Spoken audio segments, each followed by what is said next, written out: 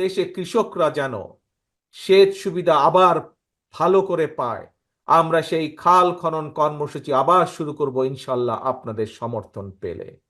প্রিয় ভাই বোনেরা, যে কথাটি বলছিলাম আপনাদের সামনে, জনগণের জন্য, এলাকার মানুষের জন্য, সর্বোপরি বাংলাদেশের মানুষের জন্য যদি কাজ করতে হয়, তাদেরকে যদি এই সম্ভাবনার দিকে নিয়ে যেতে হয়, এই সম্ভাবনার দ্বারগুলো যদি খুলে দিতে হয়, তাহলে প্রিয় ভাই বোনেরা, কথা একটি, কি সেই কথা?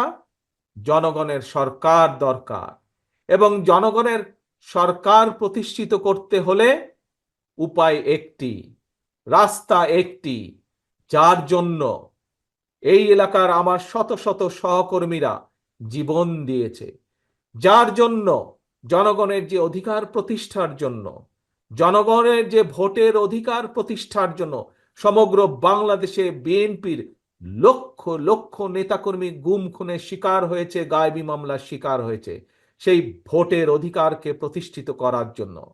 প্রিয় ভাই বোনেরা, জনগণের আন্দোলনে, জনতার অভ্যুত্থানে স্বৈরাচারের পতন ঠিকই হয়েছে, কিন্তু এখনো আমাদের কাঙ্ক্ষিত লক্ষ্য, অর্থাৎ জনগণের যে রাজনৈতিক অধিকার, সেটি এখনো অর্জিত হয়নি।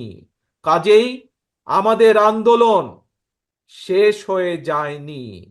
যতক্ষণ পর্যন্ত জনগণের ভোটের অধিকার, কথা বলার অধিকার প্রতিষ্ঠিত না হবে, ততক্ষণ পর্যন্ত বিএনপির আন্দোলন অব্যাহত থাকবে। যতক্ষণ পর্যন্ত যতক্ষণ পর্যন্ত জনগণের সরকার প্রতিষ্ঠিত না হবে, জনগণের জনপ্রতিনিধিরা দেশের উন্নয়নে, এলাকার উন্নয়নে, মানুষের উন্নয়নে কাজ করার সুযোগ না পাবে, ততক্ষণ পর্যন্ত বিএনপির আন্দোলন অব্যাহত থাকবে। প্রিয় ভাই বোনেরা, যে কথাটি একটু আগে বলেছিলাম, ষড়যন্ত্র কিন্তু এখনো থেমে যায়নি। স্বৈরাচারের পতন হয়তো হয়েছে, কিন্তু ষড়যন্ত্র এখনো অব্যাহত রয়েছে। আমরা গত কয়েকদিনে দেখেছি কিছু রাজনৈতিক দল বা সংগঠন বিভ্রান্ত হয়ে কিছু কথা বলেছেন তারা।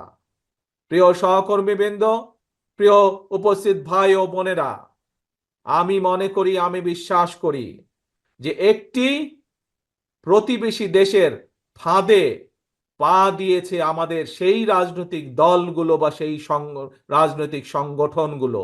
সেজন্যই তারা আজ বিভ্রান্তি ছড়ায়, এই রকম কিছু কথাবার্তা তারা বলছে। প্রিয় ভাই বোনেরা, আজ আপনাদের মাধ্যমে, আপনারা যারা এখানে উপস্থিত আছেন, আপনাদের মাধ্যমে সমগ্র বাংলাদেশের গণতন্ত্র প্রিয় প্রতিটি মানুষের কাছে আমি আহ্বান জানিয়ে বলতে চাই যে আমাদেরকে সজাগ থাকতে হবে। যে ষড়যন্ত্র দেশের ভেতরে ছিল, যে ষড়যন্ত্র দেশের বাইরে ছিল, তাদের সেই ষড়যন্ত্র এখনো অব্যাহত আছে। তারা কোনোভাবেই চায় না এই দেশের মানুষ তাদের গণতান্ত্রিক অধিকার ফিরে পাক।